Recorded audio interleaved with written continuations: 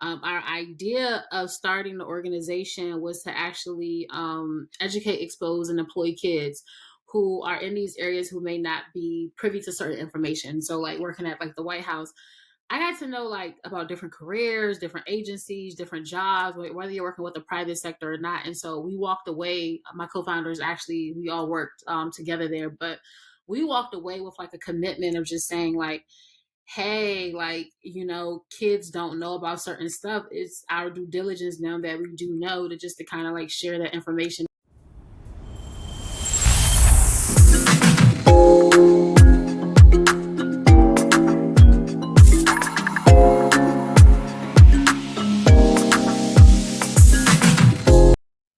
Hey, sis, and welcome to Coffee Chats with Chime In Sis. Today we have the phenomenal Yasmin Salina, the executive director and founder of the Hustlers Guild, and my virtual gal pal. How are you doing today, Yasmin? Good. How are you? I'm doing well. I'm so excited to have you on. I just love your energy in general.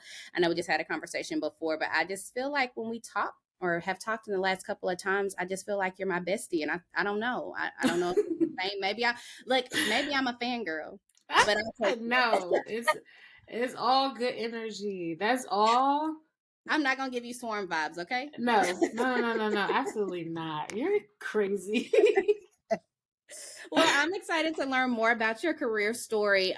So I saw that you went to Alabama State University and you majored in communication and media studies. Can you tell me a little bit more about that and how that has impacted you on your journey to creating the Hustlers Guild? Yes, so I went to Alabama State University in Montgomery, Alabama, and I was a comms major with a focus in public relations. So, public relations, you pretty much get to learn about relationship management. You will learn about how people receive relationships, but also how you want to project and offer up a relationship.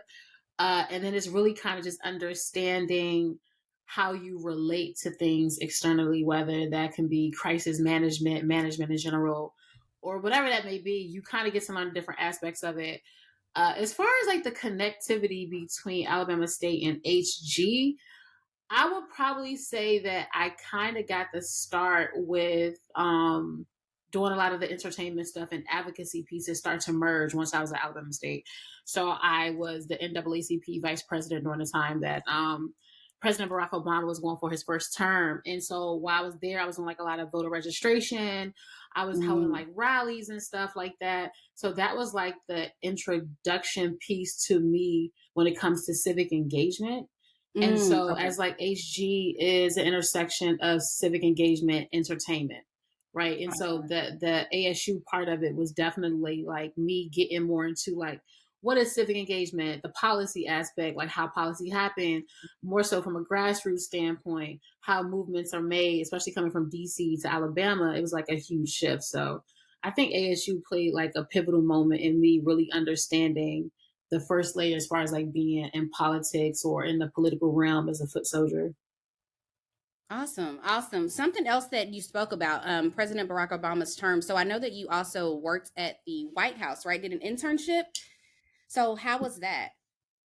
Yeah, so I was a part of the best cohort for President Barack Obama 2011, spring 2011.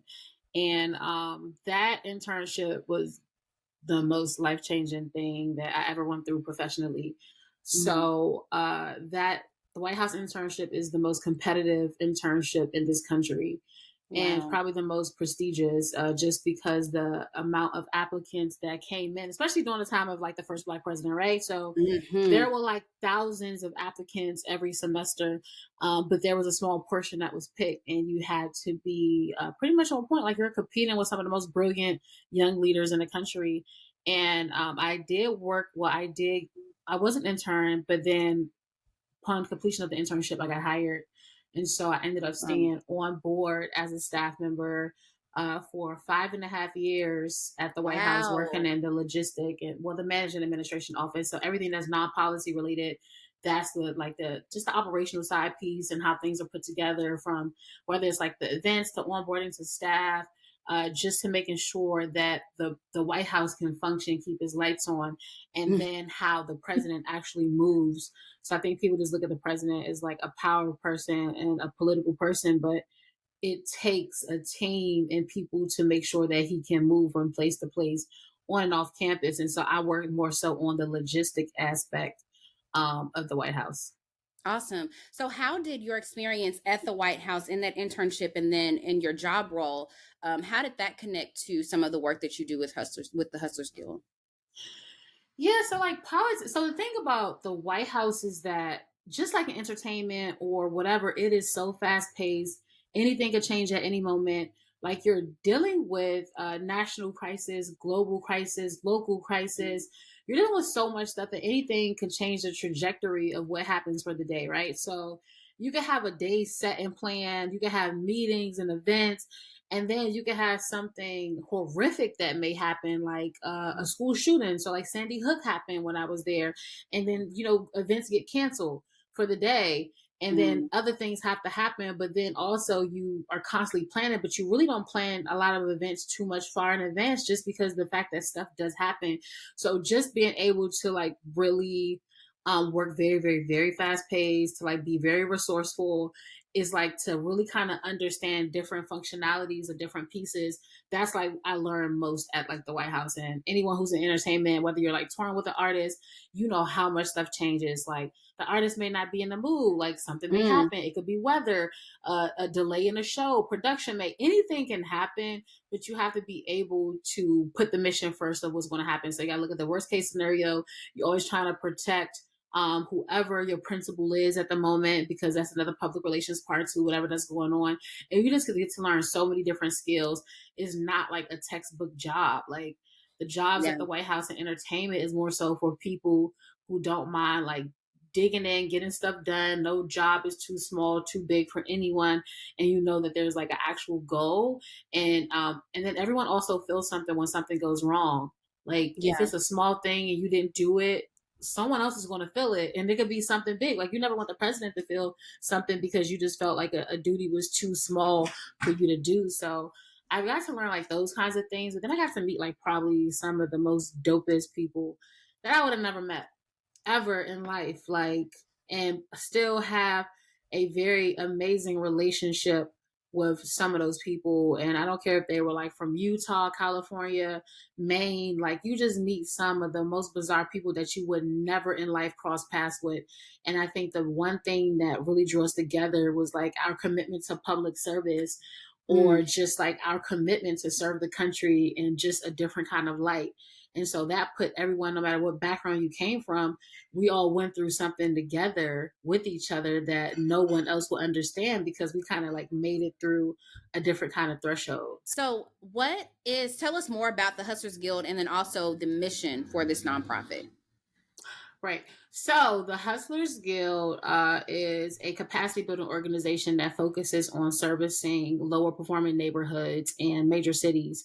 Our idea of starting the organization was to actually educate, expose, and employ kids who Mm. are in these areas who may not be privy to certain information. So, like working at like the White House, I got to know like about different careers, different agencies, different jobs, whether you're working with the private sector or not. And so we walked away. My co-founders actually, we all worked together there, but we walked away with like a commitment of just saying like, hey, like, kids don't know about certain stuff. It's our due diligence now that we do know, to just to kind of like share that information and the how to.